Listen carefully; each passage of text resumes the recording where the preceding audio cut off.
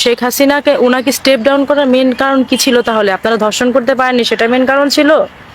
হ্যাঁ, আমি তো এখন স্পষ্ট দেখছি যে উনি এই একজন মহিলা, স্ট্রিক্ট মহিলা, উনি একা সারা দেশকে উনি যেভাবে করে হাতের মুঠোয় রেখে শাসন করেছেন, এটাই তো এই দেশের জন্য ঠিক আছে।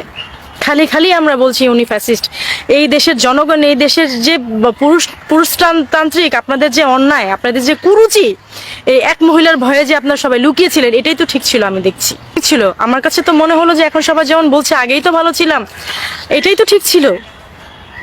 কি করছেন কি আপনারা? শিয়ালের দলের মতো এই সরকারকে পতন করে আপনারা জেল নাই, হাজত নেই, প্রত্যেককে ছেড়ে দিচ্ছেন। প্রত্যেককে আপনারা দেখছেন না পর্যন্ত যে তার কি ক্রাইম ছিল, তার হচ্ছে আগের ক্রাইমের রিভিউ কি ছিল, তার হচ্ছে বিফোর ঠকানোর মতো লুকানো ছিল জেল হাজতে। আপনারা এখন সেই সব বের করে দিয়ে আপনারা কি করছেন জানেন? লোকালয়ে শিয়াল ছেড়ে দিয়ে আপনারা হচ্ছে মানুষের নিরাপত্তা খুঁজছে। আপনি লোকালয়ে মানুষ খেকো শিয়াল ছেড়ে দিয়ে, নোংরা হায়না ছেড়ে দিয়ে আপনারা বলছেন মানুষের নিরাপত্তার কথা। সেটা কি আদৌ সম্ভব? এটা আপনাদের কাছে আমার প্রশ্ন। এবং সর্বোপরি নিরাপত্তার যে বিষয়টা, কেন আসিয়া আজকে এভাবে করে রেপ হবে? কেন একজন প্রেগনেন্ট মহিলা এভাবে করে রেপ হবে? জবাব দেন আপনারা। এটা আপনাদের কাছে আমার কোয়েশ্চেন। কি কারণে হবে?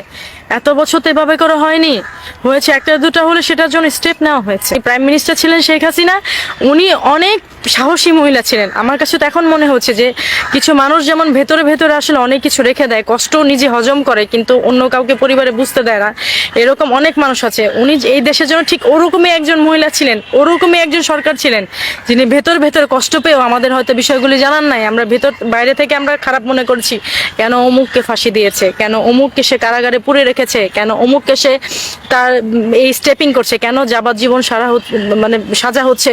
এখন তো দেখছি উনিই ঠিক ছিলেন, উনি ভালো কাজ করেছেন, উনি উচিত কাজ করেছেন। বিগত সরকার যা করেছে উনি ভালো করেছেন। আমরা তখনই ভালো ছিলাম, তখনই আমরা ঠিক ছিলাম।